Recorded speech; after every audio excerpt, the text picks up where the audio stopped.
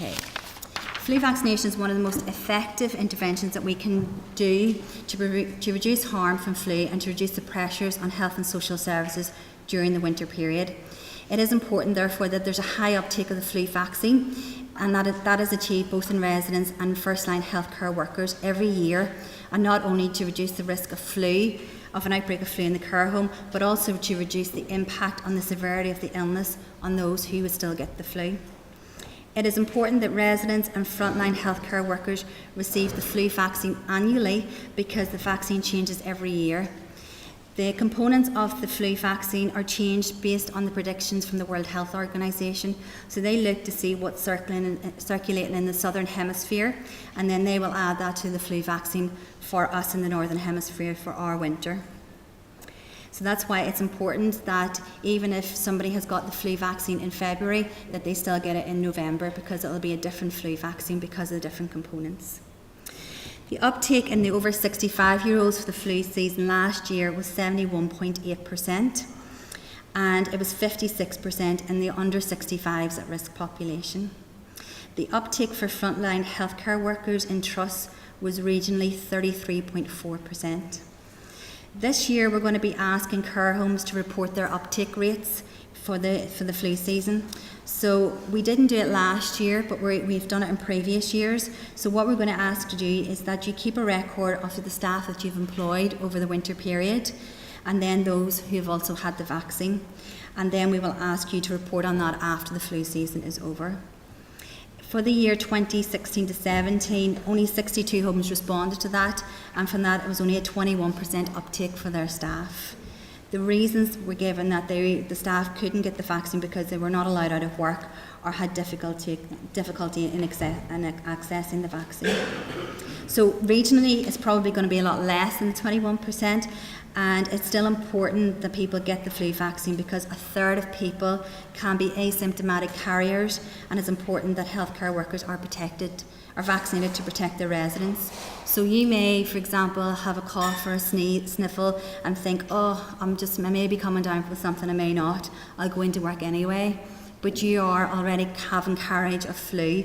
Then you care for your vulnerable resident who then develops the flu, and instead of just having a cough or a sniffle that you may have had because they're elderly, frail and vulnerable, they develop a full-blown flu with all the consequences to that. So that is why it's so important to protect yourself, but also then you will be protecting your residents from having the flu vaccine.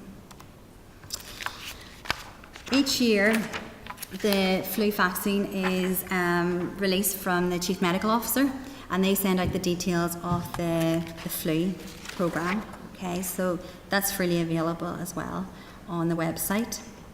What is new for this year? Okay, there is a new vaccine for the over 65s, just to add to all the chaos what the season's going to bring.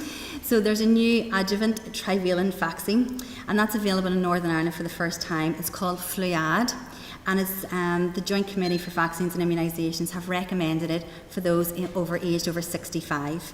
And this is because it's considered to be more effective in that age group and also more cost effective.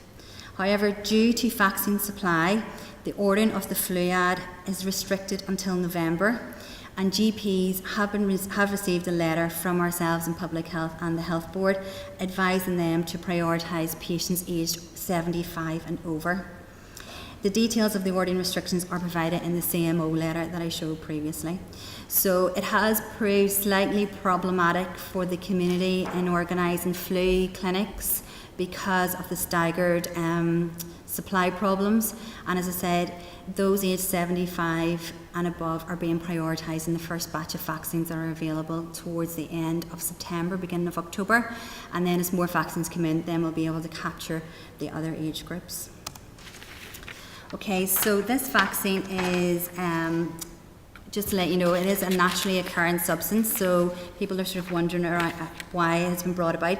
The adjuvant is that it enhances the immune response, so that's why they have developed this, and it is an oil and water emulsion of squalene oil, which is a naturally occurring substance, so it is a natural product that they have developed for it. This is the way it is coming to the practices, and I'm not sure if you may be running some flu clinics yourselves. They will come in a pre-filled syringe, but you have to use a different needle to administer it, and that is an orange needle. And just to add to confusion, it's an orange needle that is actually about 1 inch long. So it's different from the orange subcutaneous needles that you would probably give for subcutaneous vaccines, which are quite small. And this flu vaccine has to use the larger orange needle, which will be supplied with the vaccine, and it must be administered IM. Let's just come back to that, okay? So that's just important, just to let you know that you have to change the needle, and it has to be given IM, even though it's an orange needle, okay? So there's still in place the quadrivalent vaccine, and that's still the same as last year, obviously just with the different components depending on the WHO. Again, it's available for adults aged 18 to under 65. It's also available for those adults aged over 65 where they can't have the Fluad, the trivalent one. That is because Fluad is not suitable for those with egg allergies that did not require intensive care treatment for anaphylaxis. So if you have a resident who has an egg allergy but didn't require intensive care, they can't have the Fluad if they're over 65, they'll have to have the quadrivalent instead. Okay. The vaccine is available, the quadrivalent vaccine is available for the flu, is for the frontline healthcare workers, so that's what your staff will be getting when they get the flu vaccine.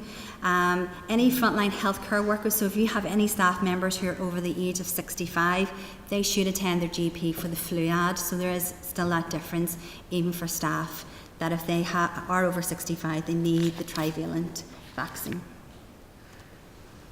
So the inactivated quadrivalent is used in children in at-risk groups from 6 months to less than 2 years, and from children aged 2 years to less than 18 years, where the Fluenz Tetra nasal vaccine is contraindicated. And that's contraindicated for various reasons, for example, high-dose steroids for asthma. Oh, I think it's what one. The flu vaccine training programme, that should be completed by staff involved in the delivery of the flu programme. The summary product characteristics must be read prior to administration, so you can deliver the vaccine appropriately. There is a link at the end of this presentation to the NICE guidelines and to the CMO letter, and also to the training. Chapter 19 of the Green Book, which is also always a really good resource, has been updated, and there also will be a flu fact sheet, which is really a useful tool as well. It'll break down usually frequently asked questions of how you administer and who you administer to, so it's always really good. Administering the flu vaccine in the care home. PGDs, patient group directives, cannot be used in care homes. You need to use a patient-specific direction, PSD, which is a written instruction signed by a prescriber for medicines to be supplied and or administered to a named patient after the prescriber has assessed the patient on an individual basis. In practice, a PSD may be referred to as a prescription by those who write it and follow them, because this indicates that it is written by a prescriber, but it shouldn't be confused with the prescription that you would get if you called into your GP surgery, the HS21.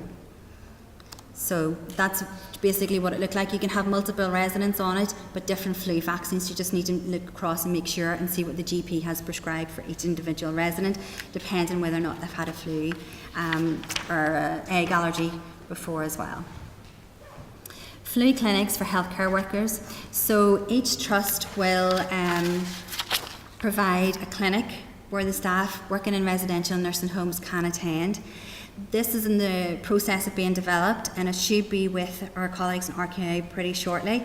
Their comms officer then will send it out to all the homes. We would, in previous years, it has shown poor attendance, so we would advise that you do release your staff, so you make contingency arrangements to allow that your staff can attend these clinics. So it is looking at your rotas, it's looking to see who you can release. It's encouraging your staff to attend them, and usually what you hear is that people say, oh, I never get the flu, so I don't need the flu vaccine, or I prefer to maybe not get it, like give me the flu. It's an inactivated vaccine, so it can't give you the flu.